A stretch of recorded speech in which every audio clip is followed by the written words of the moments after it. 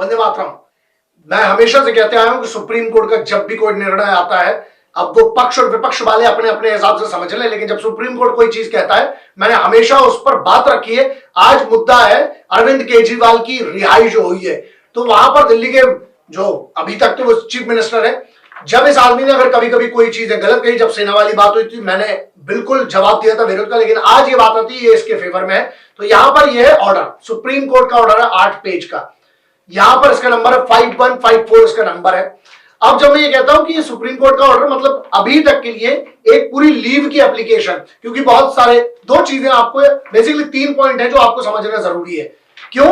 क्योंकि supreme court यहीं पर आता ना, पक्ष वाले मीडिया अपना दिखाएंगे, विपक्ष वाले अपना दिखाएंगे, चाइनीज अलग दिखाएंगे, पाकिस्तान जंप तो सबने कर लिया और ट्रेंडिंग भी होगा, लेकिन ये आपके लिए सबसे इंपॉर्टेंट चीज है। अगर ये कॉपी आप, मैं इसको लिंक में भी डाल दूंगा, लेकिन इस कॉपी को पढ़ना जरूर, इससे बहुत सारी चीजें समझ में आएगी। लीव एप्लीकेशन थी जिसका सुप्रीम कोर्ट ने स्टार्टिंग कहां से होती है, लीव ग्रांटेड।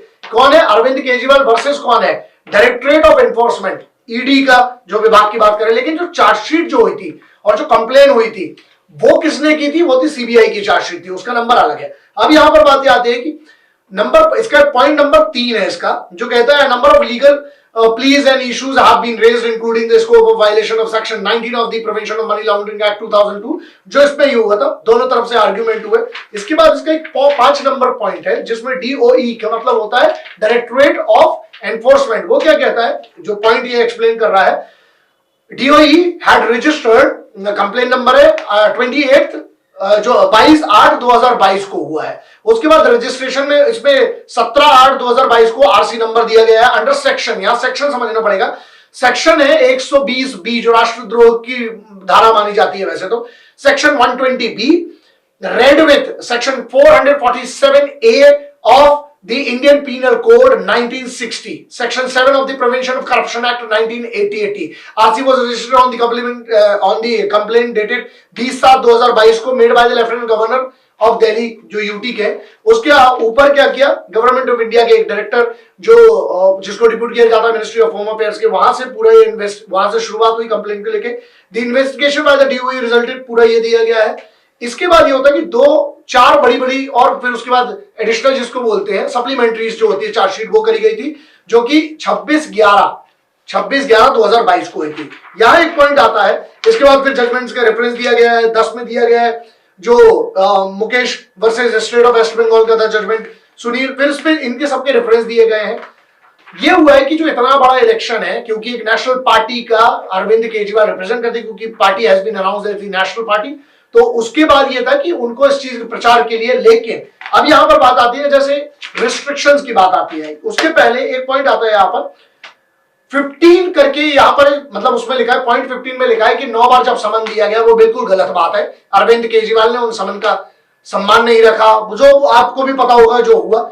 उसके बाद इस पर ही डिस्कशन चलता रहा 21/3/2024 को। फिर जब इस साल की मार्च में जब अरेस्ट की और ये सब बात आई, यहां पर एक बहुत इंपॉर्टेंट पॉइंट आता है और वो है पॉइंट नंबर 18 नंबर का पॉइंट क्या कहता है इसमें, वो बिल्कुल क्लियर करता है कि for the aforesaid reasons we direct that the appellant Arvind Kejriwal will be released on the interim bail in connection with case number दिया गया है जो 22/8/2022 वाला था।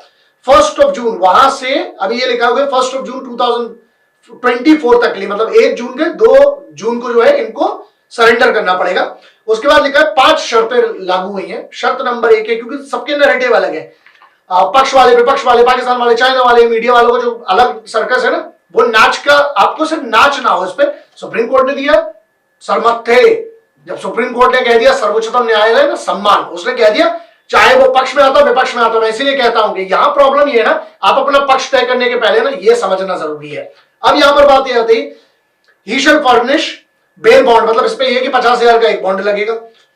दूसरा पॉइंट ये कहता है कि he shall not visit the office of the chief minister और सेक्रेटरी नहीं जाएंगे। 3 नंबर का पॉइंट, उसमें सी पॉइंट ये आता है that he shall be bound by the statement made on behalf of that shall not sign, मतलब कोई भी जो ऑफिशियल दस्तावेज है वो साइन नहीं करेंगे। और it is required and necessary for obtaining clearance approval of the lieutenant governor of Delhi, अगर कुछ ऐसा होगा तो उसके लिए एलजी का अप्रूवल लगेगा। He will not make any comment with regard to his role in the present case, मतलब अगर इनको पूरे चुनाव का जो प्रचार प्रसार जिसके लिए लीव दी गई है 1 जून तक की, कोई भी ऐसा स्टेटमेंट नहीं देगा। ठीक है, अरविंद केजरीवाल के लिए कहा गया कि अरविंद केजरीवाल ऐसा कोई भी स्टेटमेंट नहीं देंगे, मुख्यमंत्री है इसलिए सम्मान की बात है क्योंकि संवैधानिक पद है उसके लिए। दूसरा, और उसके बाद 5वां जो पॉइंट है वो ये है, he will not interact with any of the witness और have access of any official files connected with the case, मतलब जो लिकर केस है उस केस से संबंधित किसी भी फाइल या कोई भी ऐसे दस्तावेज को कहा जाता है ना कि डिस्टर्ब ना कर दे उसके लिए। और ये जजमेंट किसका है? न्यू दिल्ली, मई 10, 2024 आज का, और संजीव खन्ना साहब, दीपांकर दत्ता साहब, जज साहब का ये नाम। ठीक है, सो ये copy and this is the copy of the judgment. तो हम जो हमेशा से कहते आए हैं वो ये है ना, देश सबसे पहले आएगा। और जब मैं देश की बात करता हूं, माननीय सुप्रीम कोर्ट ने जब कोई बात कह दी तो वहां पर मुद्दा अभी जब तक के लिए पेंडिंग है, वहां तक के लिए अभी मेरी, लोग कहते हैं ना कि रिएक्शन सुनो, यहां भक्त, राष्ट्रभक्त और देशभक्त, इन दोनों के बीच का झगड़ा है जो पूरे देश में डिबेट में और कमेंट्स में चलता रहता है। सबसे पहले राष्ट्र था, है और रहेगा। और जब मैं बात करता हूं सर्वोच्चतम न्यायालय की, हर निर्णय सर्वोच्चतम न्यायालय का, सुप्रीम कोर्ट का सर्वोच्च थे। चाहे मुझे कोई व्यक्ति पसंद हो ना हो, वो मेरी व्यक्तिगत चॉइस होगी, लेकिन जब सुप्रीम कोर्ट कोई चीज कह देता है तो वहां पूर्ण विराम लग जाता है। वंदे मातरम, जय हिंद, भारत माता की जय। अपना अपना ध्यान रखिए। इनकलाब जिंदाबाद।